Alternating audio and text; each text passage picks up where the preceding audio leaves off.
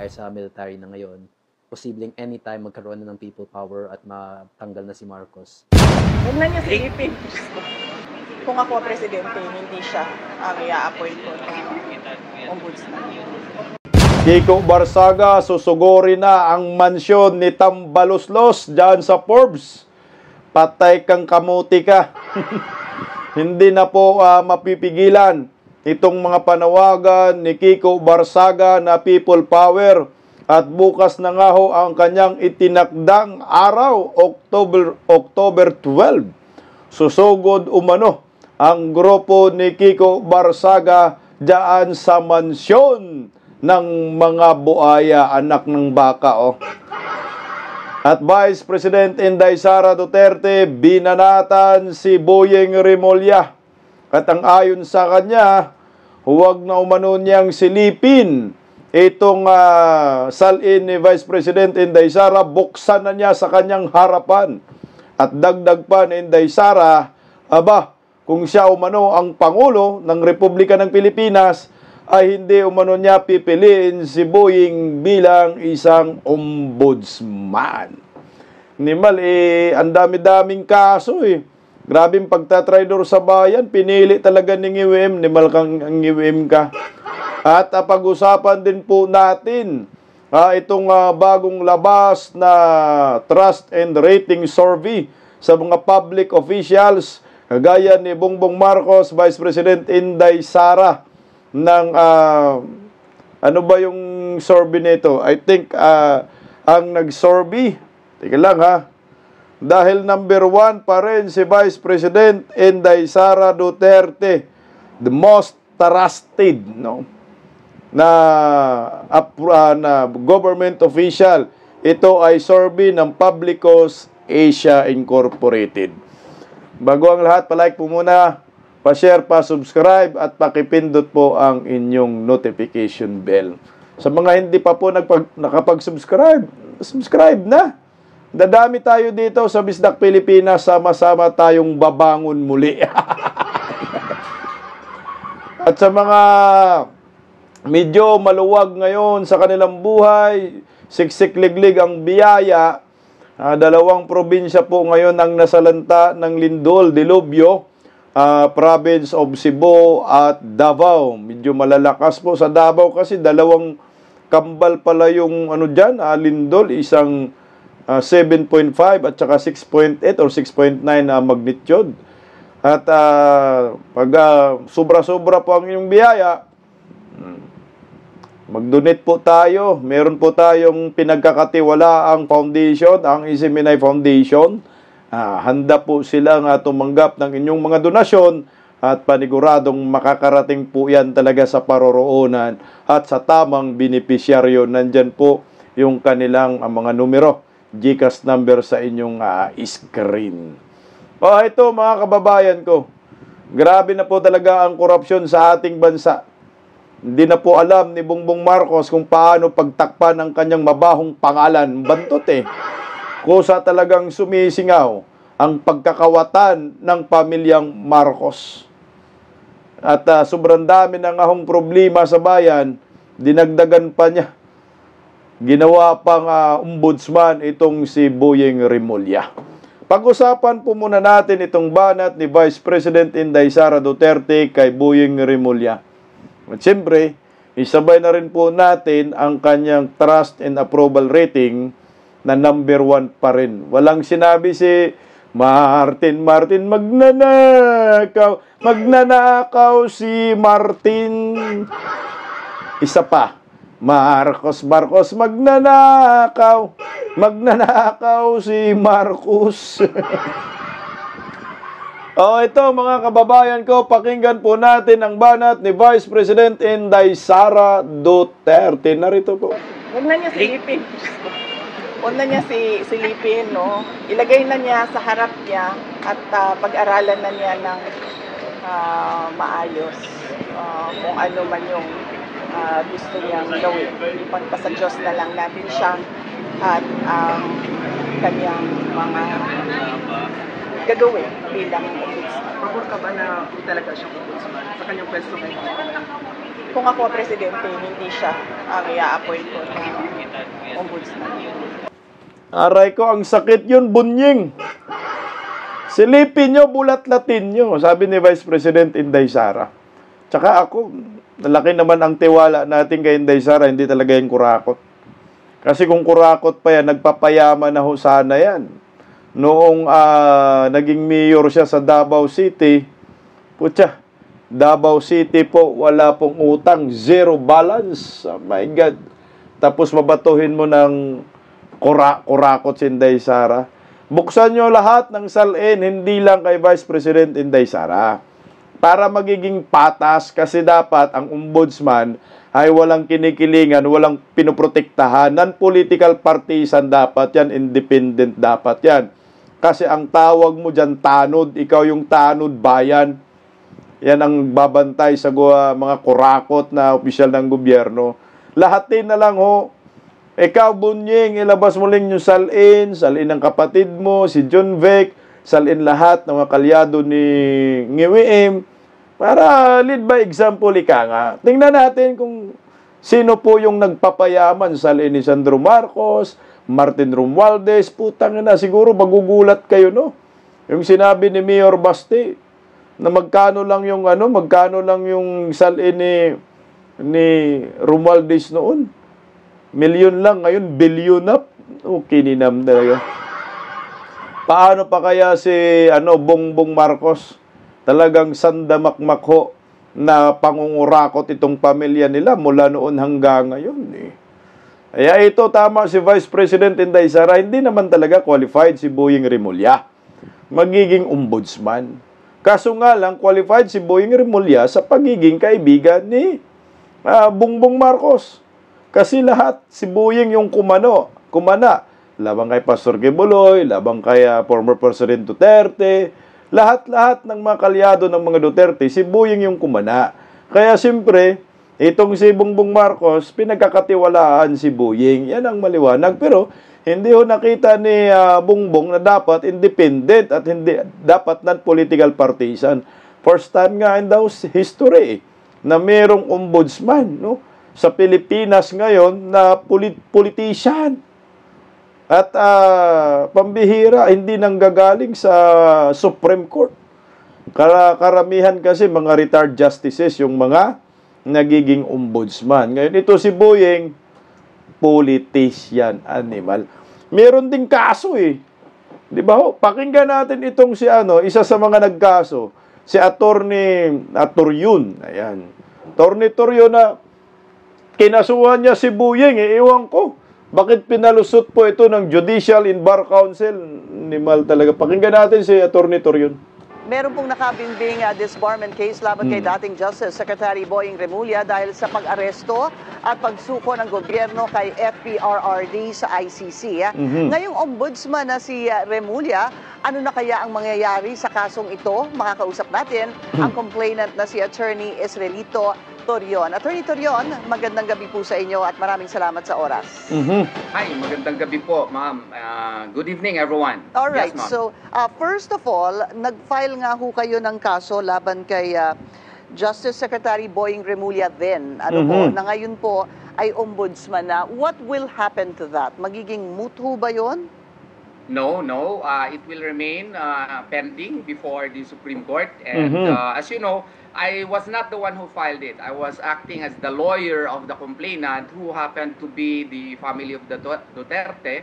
And specifically, it was acting Mayor Sebastian Baste Duterte, who is the private complainant in that case, or who is rather the complainant in that case. And even if he is already the ombudsman now, that case will continue because that appertains to his action as a lawyer. We are attacking his license as a lawyer. Yun po ang mangyayari po doon. Ano ho yung, so basically it's an active case kahit na po ombudsman na si Attorney Boying Remulla.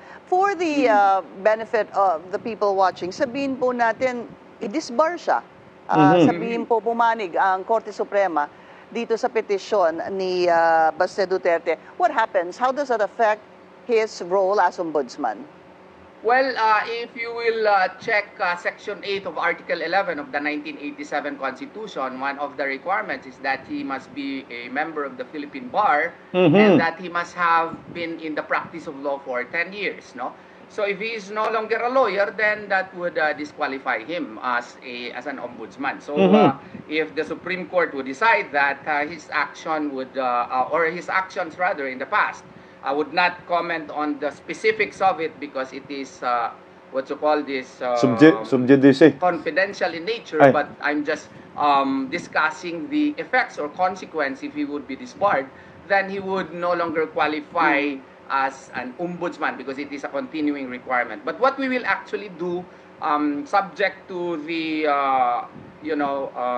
order of our client or request of our client, and supposedly tonight we have a meeting, but it was moved tomorrow.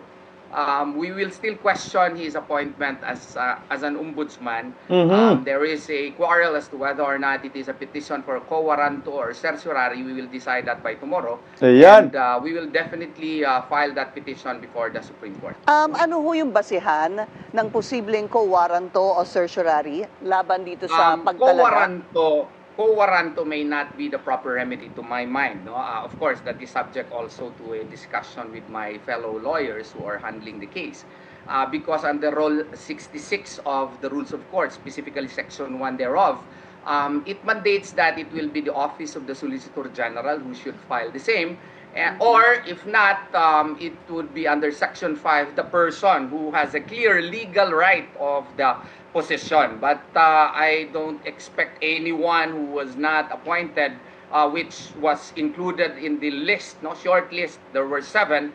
I don't think any of the 6 would be willing to file that petition for quo warranto. And I don't think that the Solicitor General likewise under Rule 66 would file that petition. So we have another option, and I believe that under Article 8, Section 1 of the 1987 Constitution, a petition for certiorari may be appropriate in questioning his being shortlisted by the Judicial and Bar Council. So that would be maybe the tenor of the petition. Ano ho ba para sa kaalaman natin ang petition for certiorari? At bakit ho ito Petition for posibleng... certiorari, sa mga estudyante po ng batas, any branch of the government can be questioned under the expanded concept. Maski executive department yan, supposedly under Rule 65, judicial or quasi-judicial functions lang ang covered. Pero kung ibase mo dito under Article 8, Section 1, expanded na po yung konsepto po ng certiorari. So kung any branch, even the executive department of the government, would commit grave abuse of discretion amounting to lack or excess of jurisdiction, then it can be subjected to a certiorari proceeding under Article 8, Section 1. Pwede na yan i-question sa Supreme Court. Ayan, so may pag-asa parang masipa itong si Buying. Kapag ka-ombudsman, ang daming kaso eh. Kaso nga lang, ang Supreme Court pa rin ang magsasabi. Kahit marami kang ang tawag dyan, marami kang petition kay Buying, tututulan mo ang pagka-ombudsman niya na inappoint ni Bongbong, ang huli pa rin ay yung Supreme Court. Pero sa bagay, ang Supreme Court, nasubukan na po natin yan tungkol sa impeachment labang kay Vice President Inday Sara. Sinabihan nila unconstitutional ng articles of impeachment, hindi sumunod sa tamang proseso, kaya nabasura. O sige, tuloy, Attorney Torion, may chance pa tayo. And who is going to be guilty of this grave abuse of discretion? Well, the JBC, including the ombudsman for issuing the, the clearance, even if we filed a complaint last September 15, and there was an order to undocket the case on September 16. Tapos si Acting Ombudsman Vargas perhaps realized that there was a May 5, 2025 memorandum order of then Ombudsman Martires, ordering twin docketing of criminal administrative cases on September 17, he issued a office order which provided for retroactive effect, tapos 10 days lang. Selective pang pagka-undocket kasi yung final ni Secretary Vince Dizon noong September 11 against DPWH officials at meron pang preventive suspension, hindi na undocket. Paano nangyari yun? Yung COA fraud report which was filed on September 7, hindi rin na-undocket. Yung sa amin lang yung in-undocket. So it was a clear abuse of discretion amounting to lack or excess of jurisdiction. Pero Ngayon lang dalawa yan. po, Attorney Torion, two people, two groups. One would be the acting ombudsman, yung former acting ombudsman, and the Yes. JBC. Yes, and the JBC for including him in the shortlist, even if we wrote a letter informing them that we already filed criminal administrative complaints against against Remulla. Against then Justice Secretary Boying Remulla. Yes. So yung petition for certiorari, you plan to file this possibly tomorrow or maybe next week? Depende po yan sa kliyente namin. Okay. Depende po sa kliyente namin. Siya kasi ang mag-decide niyan, hindi And po ako. ang kliyente niyo po si Acting Mayor.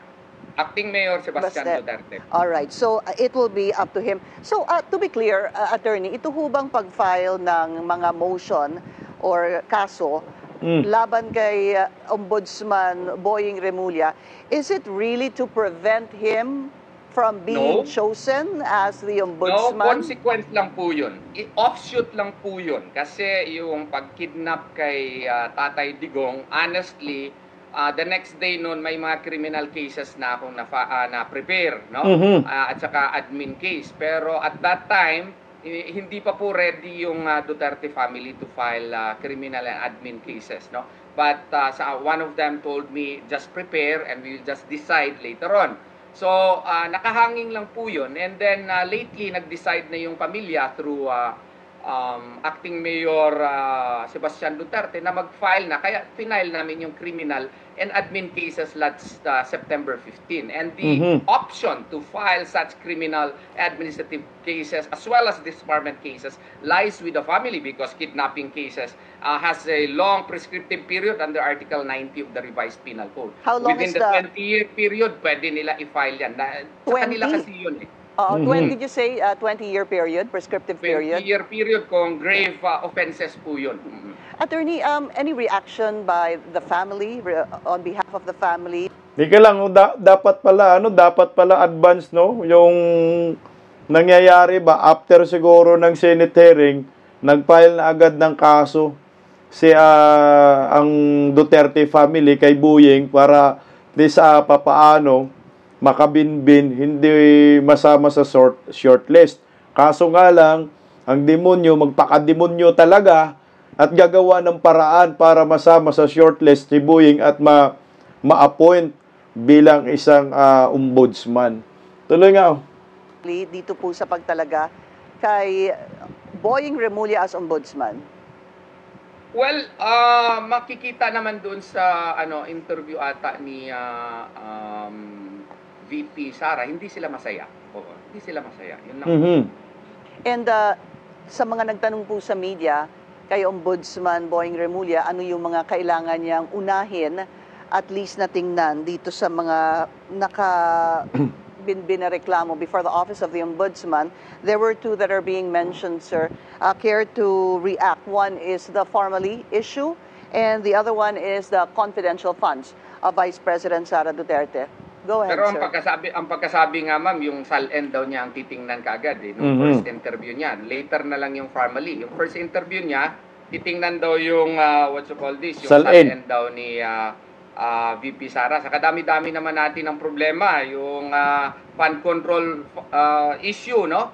Na trilyones na yung problema natin, yung pang SALN ni VP Sara yung uunahin niya. Para may problema tayo dito. Yung sa formally, well, it may be a legitimate issue. He can go against it because we do not tolerate or condone corruption. If there is indeed corruption dun, imbestigahan niya. Pero sana maging fair siya because under the 1987 Constitution, he is supposedly the protector of the people. No? Correct. And he should investigate yung pinakagrabe po na nangyari po dito sa ating bansa, yung flood control issue, dapat doon siya tututok. Kasi yun talaga sana yung mandate niya. Protector siya ng people eh. Grabe yung nanggawa sa atin na kaguluhan at grabe yung sakit na nararanasan ng mga Pilipino dahil sa continuous na pagbaha. Kaso, Atty. Torion, kaya nilagay nga siya sa ombudsman kasi hindi siya protector sa people. Protector siya kay ni Bongbong Marcos. Protector siya ng mga buhaya, protector siya ni Tambaloslos, lahat. Protector ng kanilang mga samahan. Yan ang maliwanag dyan. Hindi naman siya protector ng tao eh. Kaya ipinilit yan si Boying eh.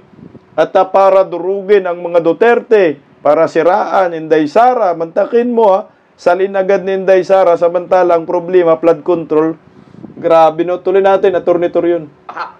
Sana maging fair siya because one of the requirements of an ombudsman is recognized probity and independence. So this is his golden chance to prove that he is in fact independent-minded and that he would go against corrupt people really, and not to make his office as an office of persecution and harassment against the political opponents. Is there any concern that the office of the ombudsman under Boying Remulla might not be fair, might not be neutral, or might be even be biased? Meron ho bang ganon? Meron ho bang concern? Ako personally, pwede ako makasabi may concern kasi nangyari yan sa akin sa kaso doon ni Pastor Apollo Sikibuloy. Correct. Kasi yung sa kaso ni Pastor, medyo masabi mo talaga na kasi na-dismiss na yung kaso, bigla na lang binuhay nung after nung investigation ni Senator Hontiveros. And more than 3 years na yung natutulog, yung petition pa nga, defective pa nga, dapat ma-dismiss yun ordinarily, binuhay niya, and then in less than 1 week, may warrant na si Pastor. Yung MR namin motion for reconsideration, hanggang ngayon, hindi niya i-rule. Kasi sa tingin namin, kung i-rule niya, pwede na kami mag-certiorari doon sa, sa Court of Appeals, sa alleging grave abuse of discretion on his part. Hindi niya inaksyonan yun hanggang ngayon. So ako personally, I cannot speak for the Duterte family, pero yung yung kanyang action in the past, may concern ako. Last question, Attorney Torion. Teka lang, ikaw, maraming concern talaga kay Boying, puta simula umpisa. Nag-start yan kay Bantag, General Bantag. Ayan. Napakabayas. Kala mo siya talaga yung complainant, nag-abogado, animal talaga. Yung impartiality, questionable. Kay Tivis, kay Pastor Kibuloy. Ganun kabayas si Boying. Tingnan mo yung anak niya. Mantakin mo, ginawang ombudsman, na yung anak niya may kaso patungkol sa pinagbabawal na droga. Hindi nga hindi mo maintindihan yung Pilipinas ngayon under Marcos admin. Labo-labo. Pero sabi naman ni Vice President Inday Sara, wala siyang pakialam dyan. Ibuksan nyo yung salin para malaman ng lahat. And last I heard, your client, Pastor Apollo Kibuloy, ay nagkaroon po ng pneumonia at inilabas sa Pasig City Jail and was in a hospital that was not identified. At least I didn't see which hospital that was. Where is he now? Is he back in... He is still in the hospital po kasi medyo mainit talaga din doon sa sa Pasig City Jail. Mabait yung mga BJMP officers po doon. No, pero wala tayong magawa. Medyo marami masyadong preso doon. Kaya it has really affected the health of my client. And right now, he is recuperating in the hospital po. And how long has it been? It's been about 3 weeks, huh? I was not able to count exactly, but he is still in the hospital ngayon po. And is he getting better? Pagpunta ko po sa kanya kahapon ba yun or last matagal kami nag-usap 2 days ago to be exact, or was it yesterday? Umuubo pa po si Pastor Apollo Sikibuloy, necessitating his continued stay in the hospital. Maraming salamat po sa inyong oras, Attorney Israelito Torion. Ayan, maliwanag po sa atin itong si Boying kung gaano kabayas Pastor Quiboloy, pagaling ka, ang daming biktima ni Buying, si Tatay Digong, biktima, tapos ginawang ombudsman, animal talaga naman ho. Pero wala tayong problema diyan, yung mag-isalin-salin ka. O sige, buksan mo 'yan. Tingnan natin kung may makita. Tingnan mo. Sa kakabanat ninyo kay former President Duterte, sa mga Duterte, kay Inday Sara, iplantalya man talaga yan si Buying para kay Inday Sara, labang kay Inday Sara. Di ba kamakailan? Kahagahapon kanina, na-content natin yung snap election. Si Vice President Inday Sara pa rin ang gusto ng taong bayan na maging presidente. Ito naman ngayon, bagong survey, trust and approval rating. Tingnan mo naman kung sino po yung nangunguna dyan. Sus ko, Ginoo. Ito po ay survey ng Publicos Asia Incorporated. Trust and approval survey. Nandyan pa yung pangalan ni Martin Tambaloslos. Yung susugorin ni Kiko Barsaga bukas. Patay kang baka ka. Ito, Publicos Asia Incorporated. Ito po ay ginawa yung survey September 27 to September 30. So, 1,500 yung natanong, approval and trust rating of the top 5 government official. So, ang nakalagay pa dito, Senate President, si Chis Escudero, at Speaker of the House, Martin Tambaloslos. Unahin na natin si Ngiwim. Diyos ko, nimal Ngiwim. Huy, 24 ang approval, 24%. Ang trust, 17%. Bagsakan na talaga, oh. May naniniwala pa dito, mga trolls nga lang, Ngiwim. Kay Vice President Inday Sara, approval rating, ang taas pa rin, 36%. Trust, 32%. Pag tiningnan mo, ang layo-layo. Ang layo ng approval rating at trust rating ni Bongbong Marcos kay Vice President Inday Sara Duterte. Huwag na nating isali si Escudero. Si na lang yung isali natin, si Tambaloslos, animal, anak ng kagwang. Kutya approval, 7%.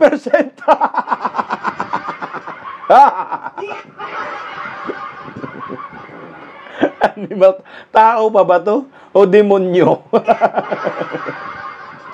Approval rating, 7%. Public servant pa ba to? Limas pa more. Trust rating, 5. Ang grado, pag numero, pag 5, bagsak din yan 5 eh. Di ba? Sa eskwela, no? 7, hatsa, 7. Hatsa yan sa amin eh. Palakol. Kinina Martin Romualdez, sa sobra mong kawatan, ang approval rating mo 7% na lang. At trust rating mo 5% na lang. Siguro nagtitiwala sa'yo dito yung mga buhaya sa Kongreso, si Manix. Mukhang si Saldico nga, hindi na rin nagtitiwala sa kanya eh. Murang kaya tinatabla na nila si Saldico eh. Titiwala dito si Sandro. Ayan. Okay, Ninam, 7%. Ang lakas ng amats nyo. Tapos sisiraan ninyo si Vice President Inday Sara Duterte, sasabihin nyo kurakot. Kung kurakot si Inday Sara, hindi ho sana yung approval rating ni Inday babagsak. At tataas yung sa inyo. Hindi man lang ginawang 10 yan. Approval 7. Oh my gulay. Trust 5.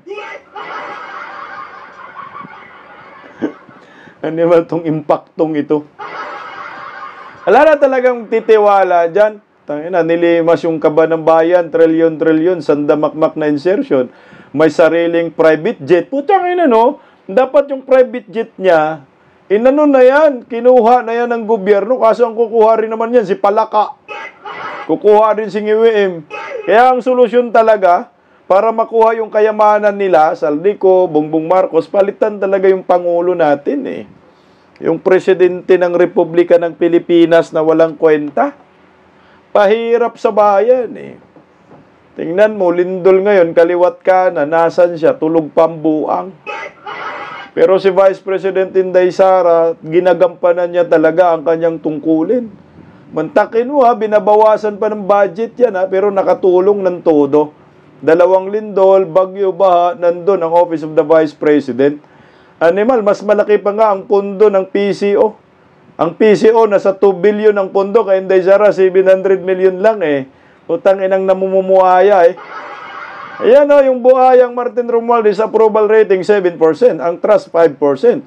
Dito naman kay Bongbong Marcos, 24% approval, ang trust 17%. Mga leader ba yan ng bansa?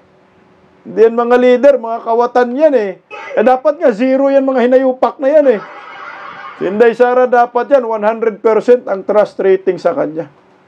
Dahil totoo naman siya na nagsiservisyo. Tingnan mo ngayon sa Davao, nandun na naman siya. Sa Cebu, nandun na naman. Kaya deserve ni Vice President Inday Sara na pagkakatiwalaan ng taong bayan dahil sa lahat ng sakuna, andoon siya kahit walang budget.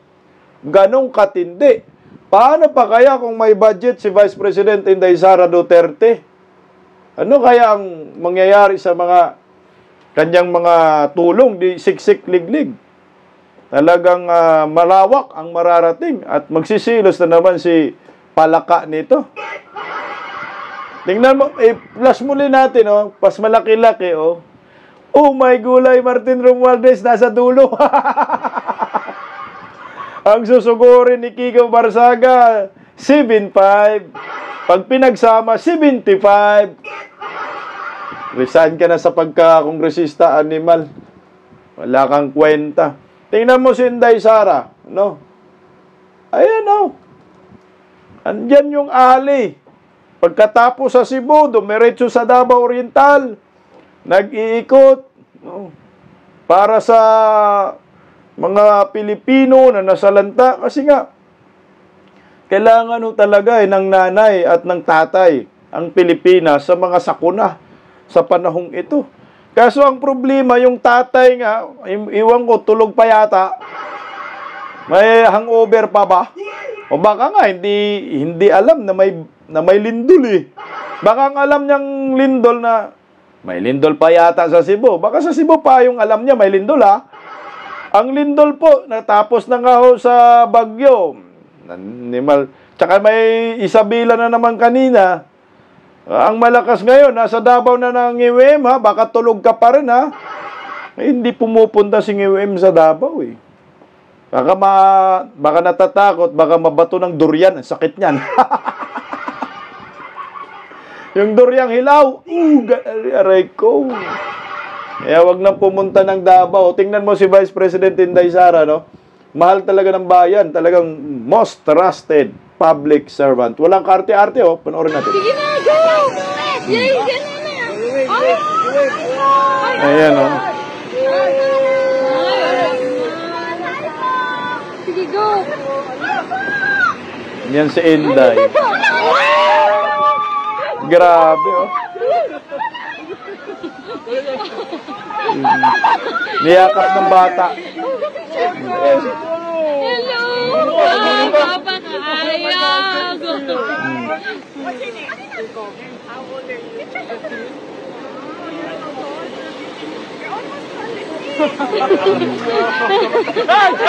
Hello! Tingnan mo si Inday Sara, talagang deserve niya na pagkakatiwalaan siya. Walang kaarte-arte, Niyakap siya ng bata na kasando, walang problema, yakapin din kita. Pag si BBM yan, itulak ka. Sabay ganun ng alcohol, putang yan. Dati si Palaka, nangunguyot na nga yung mga katawan ni Palaka, di ba? Nangunguyot na, kita mo yung kamay ni Palaka, tuyong-tuyo Itutulak yan ng mga alta pressure, pero si Inday Sara, Day, laban lang Day, may pag-asa pang Pilipinas sa'yo. At someday, magiging presidente ka talaga ng Republika ng Pilipinas. Kunti na lang. Mantakin mo kahit anong banat-banat, Anong bira ng bira ng mga ni Martin Romualdez, mga buhayo sa Kongreso, PCO, itong si Antikriring. Hindi pa rin umuubra Number 1 pa rin. Taras na approval rating. Paano hindi magna number 1? pag tumulong sa kapwa, sincero, tingnan mo. Ayan. Si Vice President Inday Sara na pumupunta na sa mga namatayan, no? Pero si Bongbong Marcos tulog pa rin. Tigil nyo na yung singhot nyo. Mal naman talaga eh. Walang kwentang presidente. Ito yung gusto nilang pabagsakin. Ito yung gusto nilang sirain, pero wala eh. Talagang mahal ng bayan. Kahit saan. Inday Sara ang tunay na maaasahan. Siya na lang ang tanging pag-asa. Ako nga, kung nasa katinuan pa yung mga advisor ni Bongbong Marcos, kung meron kayong awa sa bayan, advisean nyo naman, sabihan nyo naman na mag-resign ang animal. Wala na, kawawa na ang bayan sa kanya. Bagsak ang ekonomiya. Magkano palitan ng piso kontra dolyar ngayon? Mga almost 59 na. Utang, lumalago ang utang. Hindi ekonomiya yung lumalago, utang eh. Utang ng ina nila eh. Yun yung lumago. Utang ng ina nila, utang din natin yan. Kaya kawawa lang ang Pilipinas kay Bongbong Marcos. Kaya nga, okay ako itong mga panawagan ni Kiko Barsaga eh.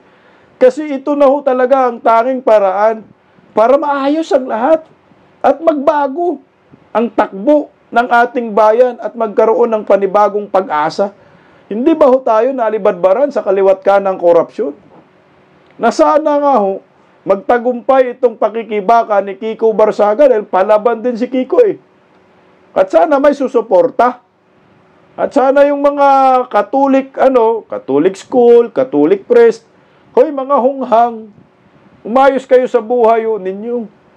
Ang totoong kurakot, si Bongbong Marcos, Romualdez, mga Marcos eh. Hindi mga Duterte. Ina naman talaga oh. Kaya nalilihis yung landas eh. Dinadama, hinahatak ang Duterte. Wala namang kinalaman sa flood control. Si Bongbong Marcos, Martin Romualdez. Kaya nga okay itong panawagan ni Kiko Barsaga. Bukas na po ito daw. Sugod na daw, oy. Mga kabataan dyan. Sana suportahan din po ito ni Manong Chavit Singson. Padala rin po dyan. Kaso ang sugod po nito, hindi sa Palacio de Polvoron. Ang meet-up po ay pakinggan natin si Kiko Barsaga. My fellow citizens, it is now time to fight back against corruption.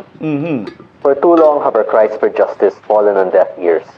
September 21 was only the beginning, though from what I have observed, unfortunately the mass protests in September did not affect the Marcos administration because they are far too detached to understand the severity of their crimes.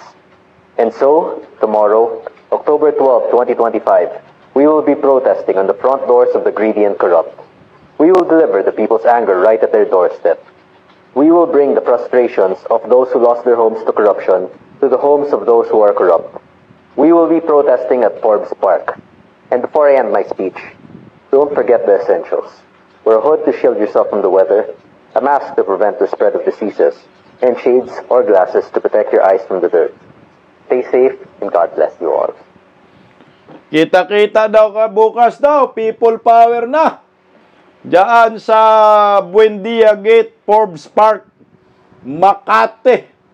Ayan na. Sulong mga kapatid. Patay kang tambalos-los ka. Dapat dun kayo, yung mga kabataan na sumugod sa sugo, dun bukas ha. Oh. Doon na daw magkita-kita sa Forbes Park, Buendia. Alam niyo po, si Kiko Barsaga, wala na siyang pakialam. Kasuhan niyo kami ng sedation, okay lang eh. Basta ang aking ipinaglalaban, yung sigaw ng bayan. At tayong kay Kiko Barsaga, sabi niya, we have nothing to lose and billions to gain. Tomorrow night, we enter Forbes Park. Tomorrow night, so bukas to, tama? Bukas ng gabi nga. Pero baka ngayon ng gabi, pero bukas pa man ang A12. Ayan po, tomorrow night daw, we enter Forbes Park, diyan sa Buendia Gate. Sana yung mga nagrarally, ayusin nyo naman mga kabataan kayo. Tuliin ko ngayon. Wag naman sumaka yung mga komunista dito kasi ang liwanag ng panawagan ni Kiko Barsaga, anti-Marcos rally ho ito ha. Hindi anti-Duterte rally. Dahil alam ni Kiko Barsaga na hindi kurakot ang mga Duterte. Ang kurakot ay mga Marcos. Kasi Marcos naman kasi ang administrasyon ngayon. Sana iisa po ang ano natin, iisa po ang direksyon. Hindi yung pambihira, magrarally ka kasi galit ka sa mga Duterte. Anong sense dun? Hindi man mga Duterte ang makurakot. Nagrarally ka dahil galit ka kay Marcos, dahil ang administrasyon ngayon Marcos. Trilyon-trilyon ninanakaw under Marcos. Bakit idamay nyo pa ang mga Duterte? Kasi nga, ang mga dilawan, mga hinayupak. Kaya bilib ako dito sa ito. Tingnan mo, pakinggan natin yung kaibigan natin. Ito pa. Magkaisa po tayo at magsama-sama po tayo ngayong darating na October 12 po. Kung nasaan po si Kiko Barsaga ay doon po tayo magtipon-tipon. Correct. Ayan, good morning sa ating lahat. Ngayon po ay nandito po sa Senate of the Philippines. At inaanyayan ko po ang lahat ng mamamayang Pilipino ng ngayong darating na October 12 po ay magkaisa po tayo at magsama-sama po tayo. Kung ano po ang schedule nating date at kung saan po ang ating venue ay aanunsyo po natin kung saan tayo magtitipon-tipon. At huwag po kayong sumama sa kahit sinong mag-organize ng rally maliban kay Kiko Barsaga. Correct. Dahil unang-una sa lahat, si Kiko Barsaga po ang nag-anunsyo ng October 12. At kung meron pa pong susunod na mga mag-organize ng rally na doon sila magbibenyo sa kung saan-saan, huwag po kayong sumama dahil ang gusto lang po nila ay magkawatak-watak ang mga taong ayaw sa korupsyon. Dahil po tayo po ay sawang-sawa na sa korupsyon, pagod na po tayo sa mga nakawan sa ating bansa, magkaisa po tayo at magsama-sama po tayo ngayong darating na October 12 po. Kung nasaan po si Kiko Barsaga ay doon po tayo magtipon-tipon. Huwag po tayong susunod sa kung sino-sino. Unang-una po sa lahat, si Kiko Barsaga ang nagsabi ng date na October 12 at doon po tayong pumuntang lahat. Hindi kung sino-sino. Marami na naman pong organizer ng rally na yan na lalabas at magbibigay na naman ng benyong iba para magkawatak-watak ang mga taong ayaw sa korupsyon. Iisa lang ang pinaglalaban mo, iisa ang pinaglalaban namin. Magsama-sama tayo sa isang benyo upang wakasan ang korupsyon sa ating bansa. Nasaan ka man, taga Luzon, Visayas, Mindanao, lumabas na kayo ngayong darating na October 12 at wakasan natin ang korupsyon sa ating bansa. Andito ako ngayon sa Senate of the Philippines. Siguro wala namang buhaya dyan, no? Tama yung sinabi mo, sir. October 12, kung saan daw si Kiko Barsaga, doon kayo, doon tayo. So kayo yung mga kabataan, wag kayo maniwala sa mga komunista. Dito na lang kay Kiko Barsaga. O saan? Forbes Park. Diyan sa Buendia Gate, bukas. Sa mansyon ni Tambaloslos. Maraming ginto dyan. Maraming malitang basura, puno ng pira dyan. O, doon kayo, kaysa punta kayo sa Sugo. Hindi man lang kinalaman ng Sugo sa nangyayari sa korupsyon. Kinuha pa yung vault. Doon kayo ha, bukas sa Forbes. Sabi ni Kiko Barsaga, wag malito. Alam nyo po, magtatagumpay naman talaga ang taong bayan. Pag maganda po ang ipinaglalaban, kagaya po ito, mga kaparian, mga luklo, doon yung ibang pare eh. Uy, gumising na kayo kasi ang mga pare kasi kahit paano may impluwensya. Kasi araw-araw nagwawali. Araw-araw may nagsisimba sa simbahan.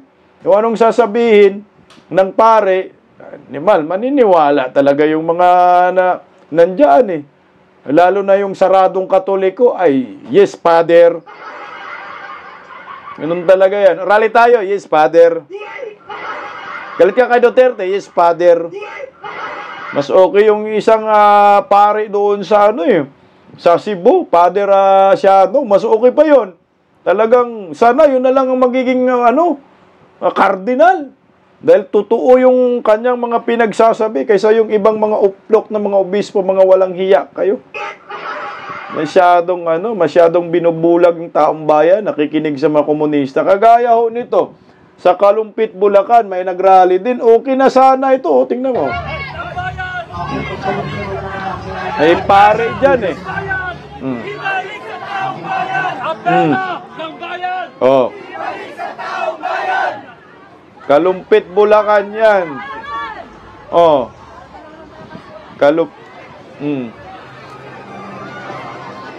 Kalumpit, Bulacan.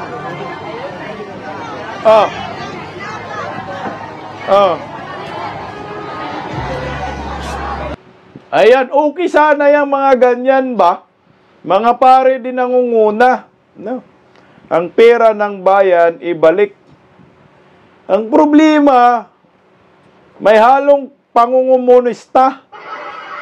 Utak komunista. Mga leftist sympathizer. Yan ang mahirap dyan eh. Kaya kayong mga Pilipino, wag po kayo sumali sa mga rally nila na alam nyo, iba yung watawat. Yung watawat may nakalagay na KKK, katarantaduhan, kataksilan, katangahan. Wag kayo sumama dyan. Masama kayo. Mas maganda ho ako sa akin, payo ko lang sa mga Pilipino, huwag kayo sumali sa mga rally nila na alam natin mali ang kanilang direksyon. Gaya po nito, tingnan mo sa Bacolod naman, okay na sana eh.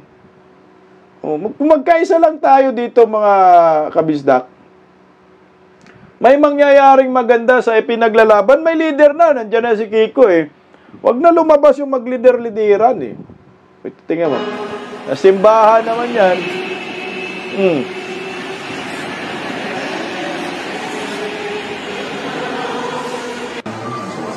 Dinala nila sa kalsada.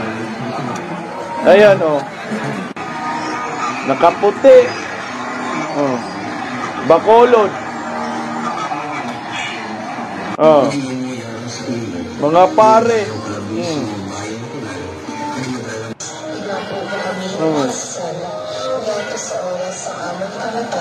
Nagrosaryo pa. Ito ay isang paraan natin upang ipagdasal ang ating bansa sa lahat dahil sa dami ng korupsyon na nagaganap. Okay sana, ipagdasal ang ating bansa sa dami ng korupsyon ang nagaganap. Pero, sino sinusundan ninyo? Mga dilawan, pinklawan, mga makakaliwa, ang tanga naman, Walang mangyayari sa atin pag mga dilawan, mga pinklawan yung sinusundan ninyo. May leader na, si Kiko Barsaga. Suportahan na lang po ninyo itong politician na ito na galit sa Corakot, galit kay Bongbong Marcos, galit kay Romualdez, na ang totoo naman talaga, iyan ang managot at yan dapat ang makulong. Kaya pakinggan natin yung interview ni Kiko Barsaga kay Corina Sanchez. Ito mas maganda talaga, Sabi nila daw may problema sa mental may mental health problem si Kiko Barsaga. Hindi, napakatalino. Napanood ko yung interview niya kay Corina. Sana wag mo akong copyright, Corina, Support lang namin to kay Kiko. Ito. Such as saying that very clearly and loud that Speaker Martin Romualdez is corrupt. Ano ang basis mo? Ano ang basis ko? For saying that. Firstly, his so, una sa lahat, yung connection niya kay Zaldico and Annabel, and yung connection din niya kay President Marcos. Hindi siya, kasi there are many forms of corruption. Iba-iba ang mga pagkakaintindi natin sa corruption. At para sa akin, corruption by incompetence is equal to corruption by theft or by actual malicious intent.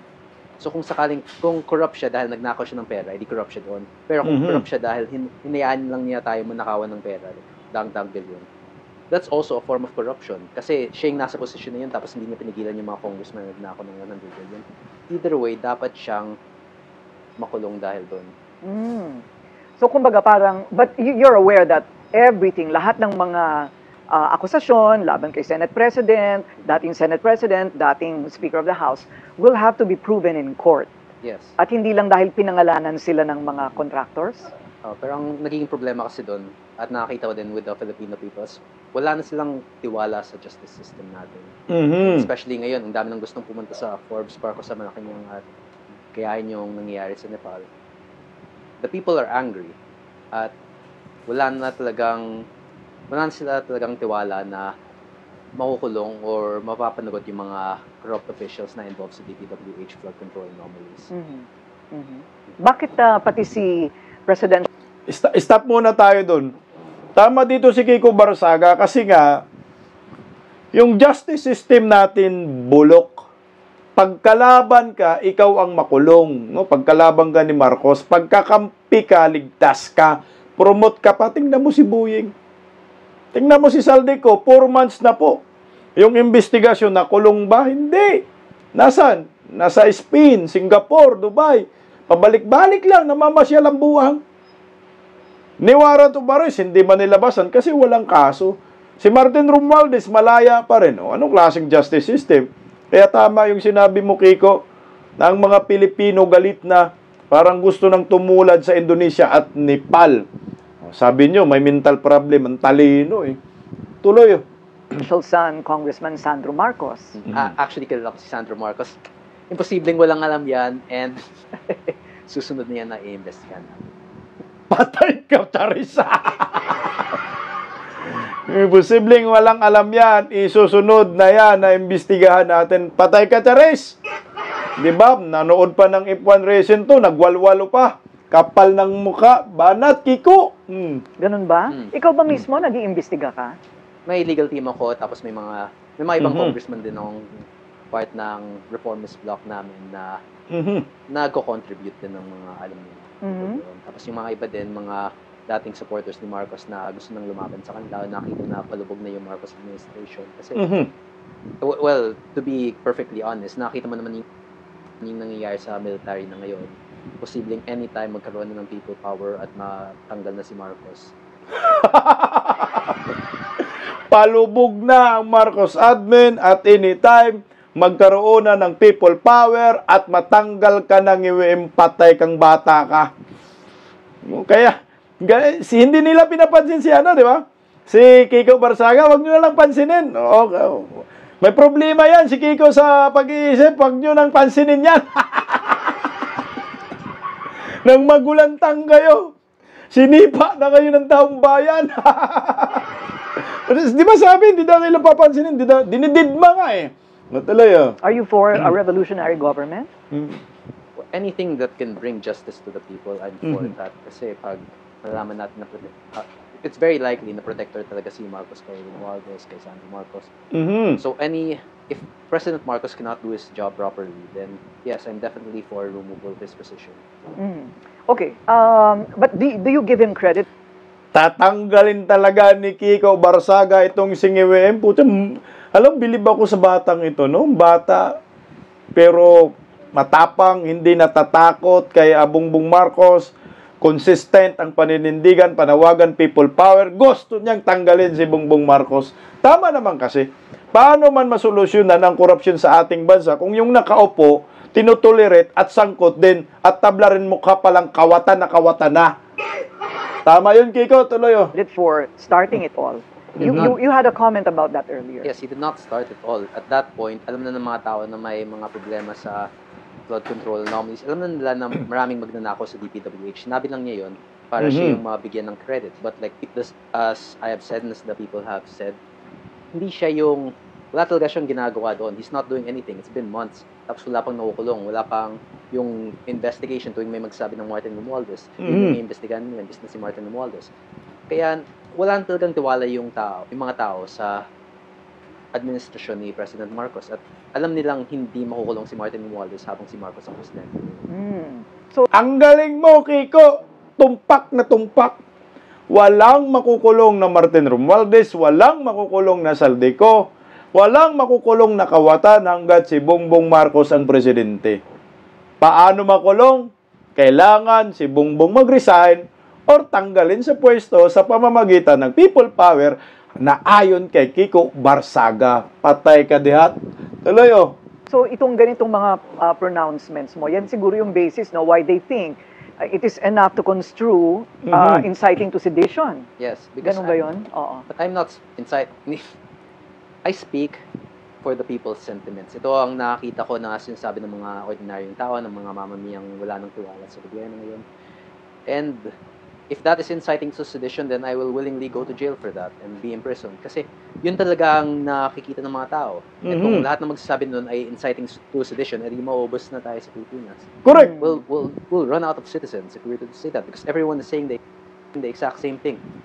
Martin Romualdez is close to President Marcos, and as long as he is close to President Marcos, he will never go to jail or face justice for any of his actions. Okay. And the same applies to Zaldico, to Sandro Marcos, or to anyone who could also be possibly involved. But is there a trail to Congressman Sandro? Well, just as how Zaldico, dahil may pang English nito kasi, just how Zaldico has a trail to Martin Romualdez will have a trail to Sandro Marcos. Kaya kailangan nilang i-defend si Martin Romualdez kasi pag nahuli na siya, si Sandro Marcos lang susunod. Kasi siya yung House Majority Leader, siya yung pumili kay Martin Romualdez para maging, siya yung nagsabi na iboto si Martin Romualdez at siya din yung pumili kay Bogie D para maging House Speaker. Kaya siya yung next na magiging target kung sakaling mahuli na si Sandro. Siya daw ay... Akala ko ba may mental health problem si Kiko? Akala ko ba may problema yung pag-iisip? Puta katalino eh. Kailangan makulong si Martin Romualdez. Pag makulong daw si Martin Romualdez, yari si Sandro. At si Sandro pala yung nagpili kay Bogie D. So ibig sabihin, si Sandro makapangyarihan talaga kasi anak mo na presidente yan eh. Hindi mo yun talaga maki-question yung kapangyarihan ni Sandro. So si Sandro, mas malaki pa ang kinikita, malamang, kumpara kay Zaldico, kumpara kay Martin Romualdez. At mas malaki rin ang kita ni Bongbong. Patay kang baka ka. Kaya suportahan po natin itong si Kiko Barsaga nang makulong na po itong mga kawatan. Alam nyo ho, no? Itong si Kiko Barsaga pala, nung councilor pa siya, ay parang nag-apprentice pala ho ito sa Davao kay former President Duterte nung kapanahonan. Pakinggan natin, no? Kilala rin ni Tatay Digong itong si Kiko Barsaga. Mukhang naambunan ng katapangan at naambunan ng katalinuhan itong si Kiko Barsaga. Pakinggan natin si Tatay Digong. Teka lang, hindi ko na ayos. Kita lang natin konti. Tatay Digong. Yan, o. Sa mga nakamiss kay Tatay Digong, pakinggan natin si Tatay Digong. Narito, kay Kiko Barsaga, Councilor, binabati kitang happy birthday. And may you someday rise to be a great politician like your father. Someday rise, a great politician like your father. Nangyari nga. At mangyayari na yan. Tingnan mo. Siya lang ang may lakas ng loob. Magtatawag ng people power. Mantakin nyo. Kongresista yan. Wala na siyang pakialam. Kasuhan nyo siya ng inciting to sedition. Ipakulong nyo ako. Wala siyang pakialam. Basta ang mahalaga, yung sinisigaw ng taong bayan, siya ang nagre-represent na sumigaw. Kasi kung lahat daw kasuhan ng inciting to sedition, ubos na ang maraming Pilipino. Wala nang matirang talino, no? Wala nang matirang Pilipino kasi lahat kinakasuhan ng inciting to sedition. Ito ho yung leader na matapang. Diba dati naghahanap tayo ng leader? Nasaan yung leader? Sana may tatayo. O ito na. Si Kiko Barsaga na po tumayo para sa bayan. So bukas po yung kanyang deadline. October 12 dyan sa Forbes Park. Sa may Buendia Gate. Kita-kits daw. Grabe. Believe din ako. Dito sa batang ito, hindi natatakot, naninindigan.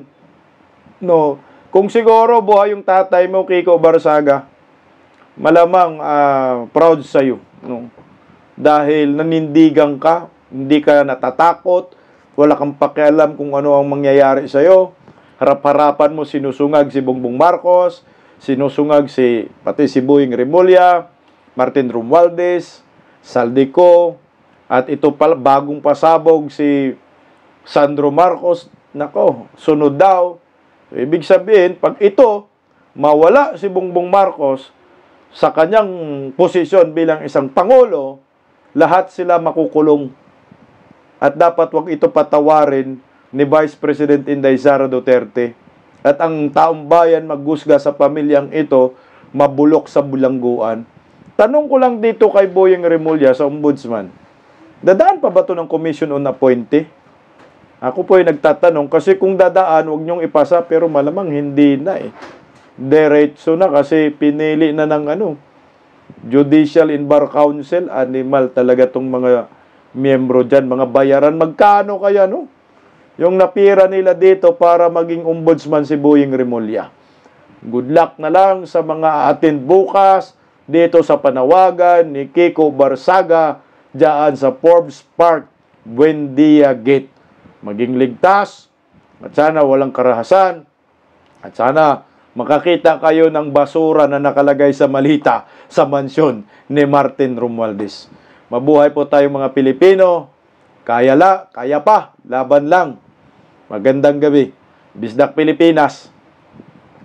God first. Pagising sa umaga, tanghali at gabi, nakikita ko ang post niya, ang hapdi. Paano nga ba to?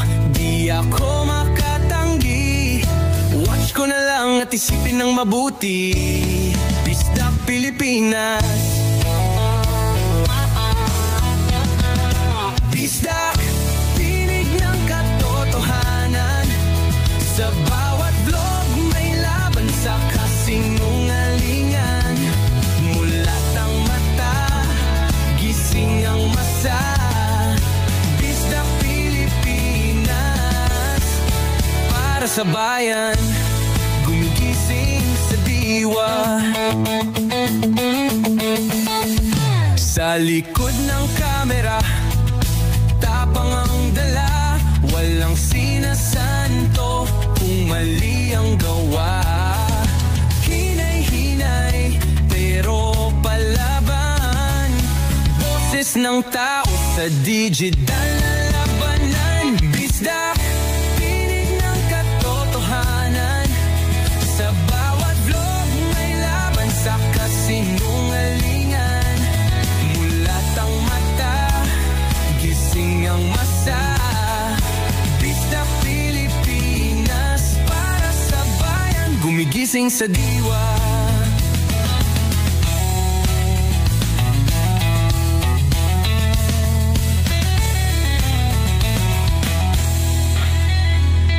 Hindi artista, hindi politiko, pero ang katotohanan, sigaw niya ay buo. Sa YouTube o Facebook man siya makita, may aral ka pa rin, may uwi sa bawat salita. Bisdak, gising sa katotohanan, di lang kwento, kundi panawagan. Sa bawat Pilipinong naghahanap ng liwanag, Bisdak Pilipinas, kasama sa pagbangon ng bayan. Bisdak Pilipinas,